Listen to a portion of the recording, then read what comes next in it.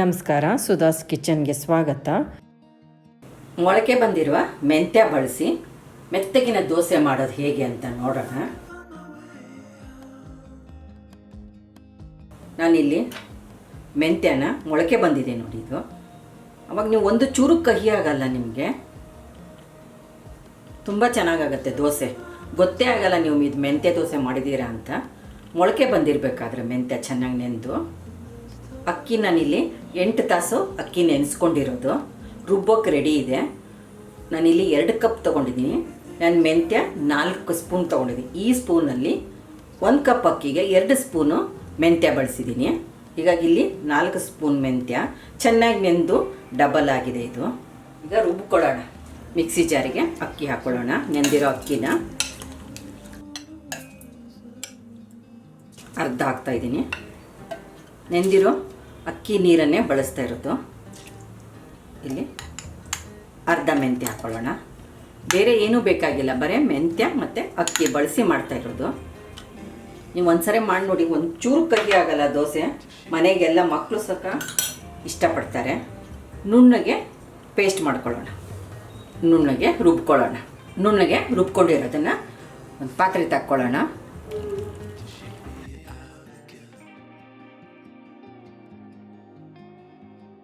ಉಳಿದಿರೋ ಅಕ್ಕಿ ಹಾಕ್ಕೊಳ್ಳೋಣ, ಮೆಂತ್ಯ ಹಾಕ್ಕೊಳ್ಳೋಣ, ಉಳಿದಿರೋದು.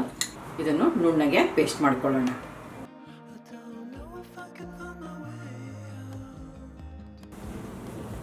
ಮಿಕ್ಸಿ ಜಾರಿಗೆ ಒಂದು 1/4 ಕಪ್ ನೀರು ಹಾಕ್ಕೊಂಡು ಮಿಕ್ಸ್ ಮಾಡ್ತಾಯಿದ್ದೀನಿ. ಸ್ಪೂನಲ್ಲಿ ಚೆನ್ನಾಗಿ ಮಿಕ್ಸ್ ಮಾಡ್ಕೊಳ್ಳೋಣ. ನೀವು ದೋಸೆ ಹಿಟ್ಟಿನ ಹದಕ್ಕೆ ರುಬ್ಕೊಂಡಿದ್ರೆ ಸಾಕು. 1-2 ನಿಮಿಷ ಈ ಥರ ಕೈ ಆಡಿಸ್ಬಿಡೋಣ. ಚೆನ್ನಾಗಿ ಮಿಕ್ಸ್ ಆಗಿದೆ. 7ರಿಂದ 8 ಗಂಟೆ ನೆನೆಯೋಕೆ ಬಿಡೋಣ. 7ರಿಂದ 8 ಗಂಟೆ ಹಿಟ್ಟು ನೆನೆಯೋಕೆ ಬಿಟ್ಟಿತ್ತು. ಚೆನ್ನಾಗಿ ಉದುರು ಬಂದಿದೆ.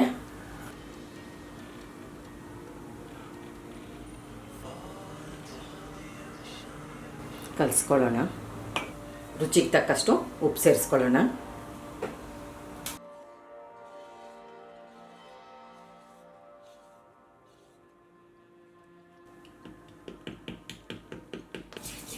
ಹೀಗೆ ಉಪ್ಪು ಹಾಕಿ ಚೆನ್ನಾಗಿ ಕೈ ಆಡಿಸ್ಕೋಬೇಕು. ಹುದುಗು ಚೆನ್ನಾಗಿ ಬಂದಿತ್ತಂದರೆ ನೋಡಿ ಯಾವ ಥರ ಆಗುತ್ತೆ ಹಿಟ್ಟು. ಈಗ ದೋಸೆ ಹಾಕೋಕ್ಕೆ ರೆಡಿ ಇದೆ. ನೀವು ಮೆಂತ್ಯ ಮೊಳಕೆ ಕಟ್ ಮಾಡಿ ತುಂಬ ಚೆನ್ನಾಗಾಗುತ್ತೆ ನೋಡಿ. ಈಗ ದೋಸೆ ಹಾಕ್ಕೊಳ್ಳೋಣ. ಹಂಚು ಕಾಯಕ್ಕಿಟ್ಟಿತ್ತು. ಮೊದಲು ಒಂದು ಸ್ವಲ್ಪ ಎಣ್ಣೆ ಸವರ್ಕೊಳ್ಳೋಣ.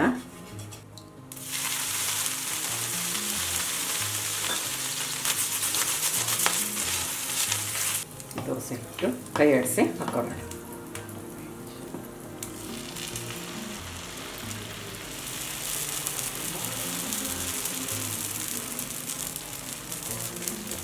ಮೀಡಿಯಮ್ ಫ್ಲೇಮ್ ಇಟ್ಕೊಳ್ಳೋಣ. ಹಂಚು ಕಾಯುವವರೆಗೂ ಹೈ ಫ್ಲೇಮ್ ಇಟ್ಕೊಂಡು ಈಗ ಮೀಡಿಯಮ್ ಫ್ಲೇಮ್ ಇಟ್ಕೊಂಡು ದೋಸೆ ಬೇಯಿಸ್ಕೊಳ್ಳೋಣ. ನೋಡಿ ಎಷ್ಟು ಚೆನ್ನಾಗಿ ಕಂಡು ಬರ್ತಾಯಿದೆ. ಸ್ವಲ್ಪ ಎಣ್ಣೆ ಹಾಕ್ಕೊಳ್ಳೋಣ. ಎಣ್ಣೆ ಬೇಕಾದರೆ ಎಣ್ಣೆ, ತುಪ್ಪ ಬೇಕಾದರೆ ತುಪ್ಪ ಹಾಕ್ಕೊಳ್ಳಿ. ತುಪ್ಪ ಹಾಕಿದರೆ ತುಂಬ ಚೆನ್ನಾಗಿರುತ್ತೆ ದೋಸೆ. ತಿರುಗಿಸಿ ಹಾಕ್ಕೊಳ್ಳೋಣ. ಬೇಗ ಆಗಿಬಿಡುತ್ತೆ ಈ ದೋಸೆ.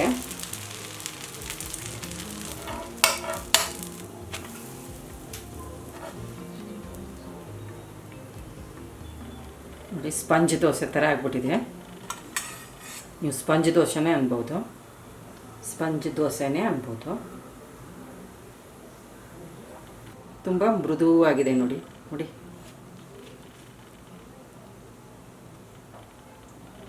ಎಷ್ಟು ಮೃದುವಾಗಿದೆ ದೋಸೆ. ನಮ್ಮ ಚಾನಲ್ಗೆ ಸಬ್ಸ್ಕ್ರೈಬ್ ಮಾಡಿ, ಬೆಲ್ ಐಕಾನ್ ಒತ್ತಿ ಹಾಗೂ ವಿಡಿಯೋಸ್ನ ಲೈಕ್, ಶೇರ್ ಮತ್ತು ಕಾಮೆಂಟ್ ಮಾಡಿ.